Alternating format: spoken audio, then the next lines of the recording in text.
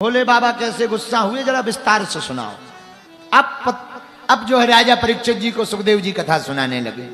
बोले एक बार ब्रह्मा जी ने राजा दक्ष को प्रजापति बना दिया। क्या बना दिया? बोलो बोलो। प्रजापति। अब प्रजापति बनाया तो सम्मान समारोह रखा, सबको बुलाया।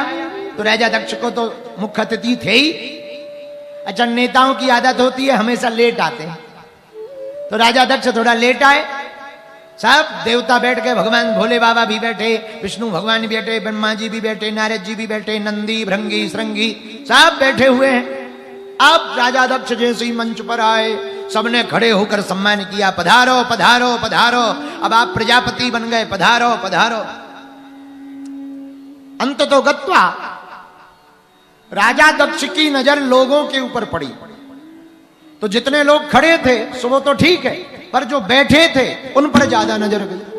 और ऐसा होता है, 10 लोग प्रणाम कर लें, एक व्यक्ति प्रणाम ना करे तो नजर उसी पे जाती है, ये है कौन, ये क्यों नहीं पढ़ रहा है, हाँ, ये क्यों नहीं नमस्ते कर रहा है। तो राजा दक्ष ने देखा कि 3 लोग बैठे हैं, ब्रह्मा जी, विष्णु जी, भगवान भोले बाबा। ब्रह्मा जी तो पिताजी हैं तो कोई बात ही नहीं, विष्णु भगवान दादाजी हैं तो कोई बात नहीं, पर ये शंकर जी क्यों नहीं उठे, ये बात, ये दिमाग में उसके कचरा आ गया। सोई बैठते ही सबसे बाद में प्रवचन होने थे राजा दक्ष के, पहले नंबर पे ही प्रवचन करने लगा। सुनो सुनो सुनो। श्रूयताम ब्रह्मर्षयो में सह देवा सह अग्नयः साधुनाम बुभ्रतो वृत्रम नाज्ञानानम चमत्सरा। सुनो सुनो सुनो सुनो। किसी अच्छी सभा में, सभ्य सभा में एक व्यक्ति यदि खराब आ जाता है तो सभा का माहौल बिगड़ जाता है। अब सब देवता एक दूसरे की तरफ देखने लगे कि भैया वो खराब आदमी कौन। तो प्रजापति राजा दक्ष बोले इधर उधर क्या देख रहे, सामने देखो, ये शंकर नहीं तुम्हें दिखाई पड़ रहा, न बैठने का ज्ञान न उठने का ज्ञान, दिन भर भूतों के संग रहता है, इसकी आदत भी भूतों के जैसी हो गई है। जहां इतना कहा सबके कान खड़े हो गए, हे भगवान। तो किसी ने धीरे से कहा राजा दक्ष को, इतने अवगुण बता रहे हो भोले बाबा में, तो अपनी बेटी का विवाह क्यों किया? तो तुरंत बोला, है हम अपनी बेटी का विवाह ये मरकट लोचन वाले शंकर से करते। मरकट लोचन मतलब बंदर की आंख वाला, बंदर जैसी आंख वाले के साथ हम अपनी बेटी का विवाह करते। कहां हमारी सुंदर कन्या, कहां ये भूत प्रेतों के साथ रहने वाला मरकट लोचन वाला जैसा शंकर। अरे वो तो हमारे पिताजी नहीं माने, उनकी जिद पे किया है। अच्छा, वाह भाई वाह। अब शंकर जी को खूब गालियां पड़ रही, पर शंकर जी कुछ नहीं बोल रहे। कर्पूर गौरम करुणावतारम संसार सारम भुजगे। क्यों? सदा वसंतम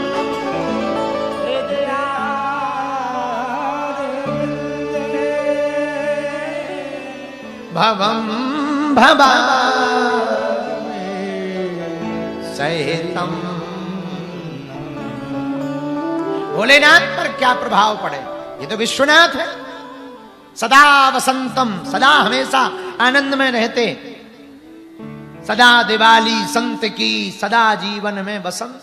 संत की दिवाली तो सदा रहे, तो भोलेनाथ पे क्या प्रभाव पड़ेगा? लेकिन भोलेनाथ पे तो प्रभाव नहीं पड़ा राजा दक्ष की गालियों का, जो अगल बगल थे उन पे पड़ गया। तो नंदी जी को बड़ा बुरा लगा। नंदी जी बोले यदि प्रभु आपकी आज्ञा हो तो हम जरा इन्हें मजा चखाए। बोले बाबा बोले नहीं नहीं नहीं रहो, शांत रहो शांत रहो। ससुराल की गालियां हैं, किसी को शादी में मिलती हैं, हमें शादी के बाद भी मिल रही, अपना अपना आनंद है। हाँ, माता सती जी चरण दबाने लगी, और जैसे ही चरण दबाने लगी माता सती जी, सोई भोले बाबा बोले देवी जी आज बड़ी चरणों की सेवा हो रही है, क्या बात है? सोई मुस्कुराती हुई सती जी बोली, वाह महाराज, हम देवी, हम स्त्रियों का तो धर्म है अपने पति के चरणों की सेवा करना। कहाँ जाएं, आपके ही चरणों की सेवा नहीं करेंगे तो क्या करेंगे? आपके चरणों की सेवा कर रहे हैं। भोले बाबा बोले, वाह सती जी चरण दबाने लगी। भोलेनाथ बोले देवी आज बड़ी सेवा हो रही, कारण बताओ। महाराज हम स्त्रियों का धर्म है पतियों के चरणों की सेवा करना, सोई हम सेवा कर रहे हैं। अच्छा वाह, कोई बात कहनी है? हाँ एक बात कहनी है, बोलो। स्वामी जी आपकी ससुराल में आपके ससुर जी ने सबके हित के लिए विशाल यज्ञ का आयोजन किया है, क्या आप आज्ञा देंगे चलने की या चलेंगे? भोले बाबा बोले निमंत्रण आया? निमंत्रण तो नहीं आया। फिर महाराज निमंत्रण तो नहीं आया स्वामी जी, पर हम इतना कह सकते डाकिया गड़बड़ा गया होगा। पिताजी हमसे बहुत प्रेम करते, निमंत्रण भेजा होगा। अब तक जो बात छिपाए रखी भोले बाबा ने अब बताई, अब समय आ गया। नहीं देवी ऐसा नहीं है, सती जी आपके पिता हमसे द्रोह करते, ईर्षा रखते, इसलिए हमको जानबूझकर निमंत्रण नहीं दिया। अच्छा हाँ महाराज आप चिंता मत करो, हमें आज्ञा दो, आप नहीं जा रहे हमें जाने दो, हम पिताजी की खड़िया खड़ी बिस्तर गोल कर देंगे, ऐसा समझाएंगे, वो क्षमा मांगते हुए आपकी शरण में आ जाएंगे। भोले बाबा बोले देवी जी देखो, वैसे किसी भी यज्ञ काम में धर्म के काम में निमंत्रण की आवश्यकता नहीं है, पर जो धर्म का काम तुम्हारे अपमान के लिए करवाया जाए उसमें जाने की भी आवश्यकता नहीं। यज्ञ में जाने में निमंत्रण की क्या आवश्यकता? भाई प्रश्न उठाते लोग कि भोले बाबा हो करके बताओ, यज्ञ के निमंत्रण की बात करते तो धर्म के काम में निमंत्रण की, पर जो अपमान के लिए किया जाए उसमें क्यों जाना? इसलिए जाओ मत, घर पे ही रहो, बाद में देख लेंगे। नहीं महाराज आप चिंता मत करो, हमें एक बार जाने भर दो। तब भोले बाबा ने समझाया आवत ही हर से नहीं, नैनन नहीं स्नेह, और तुलसी तहाना जाइए, चाहे कंचन बरसे में। देवी जी जहां पर प्रेम ना झलके जाते ही सामने वाला जिसके यहां जा रहे उसकी आंखें चमक ना उठे, चेहरे पर मुस्कुराहट ना आए, उसके घर में कभी नहीं जाना चाहिए, भले ही उसके घर पर सोना क्यों ना बरसता हो। बोलो सीताराम, बोलो बोलो बोलो। एक संत बहुत अच्छी कविता कहते थे, हमें बड़ा आनंद आता था उनको सुनकर, हमारे दादाजी भी सुनाते थे। पवन की झकोरन से बादल मिट जाते हैं, पवन की झकोरन से बादल मिट जाते हैं, विधवा मिट जाते हैं श्रृंगार के बनाए से, नीच की संगत से राजा मिट जाते हैं, साधु मिट जाते हैं अनीत को धन खाए से। यही सती माँ के साथ हुआ। जब माँ सती वहां पहुंची तो गोस्वामी जी ने उसका वर्णन लिखा। सादर भलही मिलीक माता, सादर भलही मिलीक माता,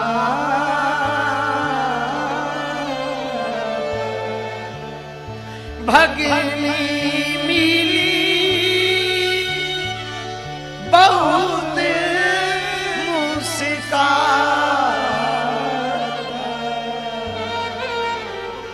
भगिनी मिली बहुत मुस्काता। रामचरितमानस कहती सती जी को केवल एक मां प्रेम, कथा सबको पता है। बाद में सती जी को क्रोध आया, पिता को भला बुरा कहा, अंत में सती जी ने सोचा इस शरीर को रखना कोई काम का नहीं है। जिस शरीर के खून में ऐसे पिता का रक्त बह रहा हो जो शिवद्रोही हो, और सती जी ने सच भी सोचा कि यदि हम वापस जाएंगे तो भगवान शंकर कहेंगे आओ दक्ष कुमारी, पिता के नाम से हमें बुलाएंगे तो हमें बड़ा बुरा लगेगा, जीवन भर ताने देंगे।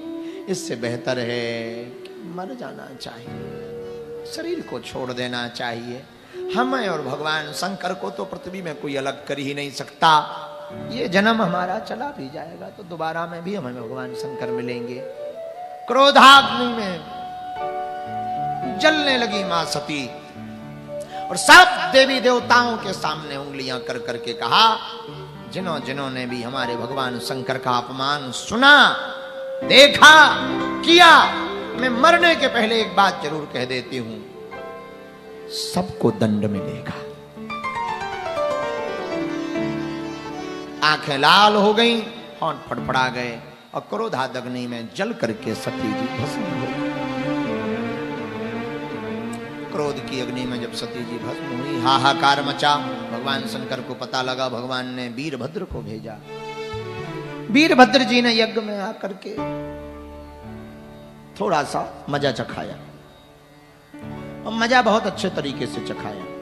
जितने देवी देवता आए थे ना, सबको यज्ञ का प्रसाद दिया, थोड़ा थोड़ा प्रसाद सबको दिया। प्रसाद भी दूसरे तरीके का। हाँ, जो भृगु जी थे ना, जो अपनी डांडी पर हाथ घुमा घुमा के बात करते थे, उनकी डांडी उखाड़ दी। लो, कहानी खत्म। ना डांडी रहेगी, ना हाथ घुमाना पड़ेगा। वो बांध दिया, बांधो। भृगु जी को बांध दिया, उनकी डांडी उखाड़ दी। और आगे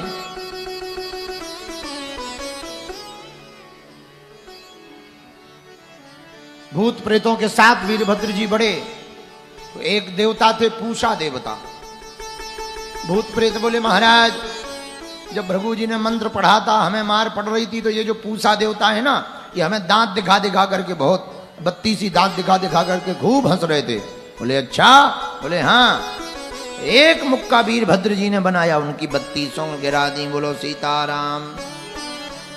एक देवता थे भग, उनका नाम था भग।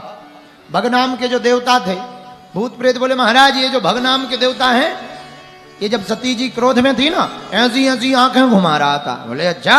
बोले हाँ। वीरभद्र जी ने ली और दोनों उंगलियां डालकर आंखें ही निकाल ली। बोलो सीताराम। जो जैसा किया सबको दंड मिला। अंत तो गत्वा यजमान जी को खोजा गया। बोले एक बात बताओ, राजा दक्ष जी कहाँ हैं? बोले वो तो वो पीछे पंडाल में छिपे बैठे हैं। सोई वीरभद्र जी वहां गए, एक धक्का मारा और गर्दन को ही उड़ा दिया, और गर्दन के मुंड को पकड़ा और कुंड में डाल दिया। स्वाहा। लो, हो गई यज्ञ। सब देवता जो जो यज्ञ में गए थे, सबको दंड मिला। तो सब देवता ब्रह्मा जी के पास गए। किसी की आंखें चली गई, कोई काना हो गया, किसी की डांडी उखड़ गई, किसी के दांत गिर गए। ब्रह्मा जी के पास गए, बोले महाराज हम लोगों की तो बड़ी दुर्दशा हुई, यज्ञ में अच्छा काम करने गए थे, शरीर तोड़वा कर आ गए। ब्रह्मा जी बोले एक बात बताओ, जब हम नहीं गए, शंकर जी नहीं गए, विष्णु भगवान नहीं गए, तो तुम क्यों गए? अरे बोले महाराज हमें लगा सम्मान की बात है, भोजन की बात है, बढ़िया मालपुआ मिलेंगे, रसगुल्ला मिलेंगे, सो चले गए। ब्रह्मा जी बोले और खाओ रसगुल्ला, बड़ा रसगुल्ला का शौक चढ़ा है, लो जाओ खाओ और 32 ही तोड़वाओ। महाराज अब भूल हो गई सो हो गई, अब ना होगी। अब महाराज पर एक काम कर दो। बोले क्या?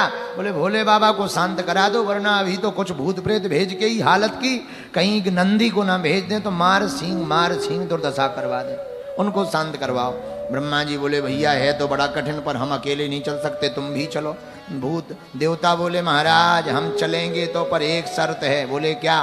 बोले आप आगे हम पीछे। आप आगे रहो कि पता लगे वो हमको देख करके नाराज हो जाए, क्योंकि अभी अभी उनकी घरवाली जी भस्म हुई, उस चक्कर में कहीं टेंशन में ना हो, लेकर के त्रिशूल दौड़े कि यही वो लोग हैं जिन्होंने ये तमाशा बनवाया है, बड़ा हालत खराब हो जाएगी। ब्रह्मा जी बोले नहीं नहीं ऐसा कुछ नहीं होगा, समझदार हैं वो, चलो। साहब भगवान शंकर जी के सामने खड़े भाई ब्रह्मा जी देवता। ब्रह्मा जी को देख करके भगवान भोले बाबा मुस्कुराए, कहो आओ महाराज आओ पधारो, आओ ब्रह्मदेव पधारो पधारो।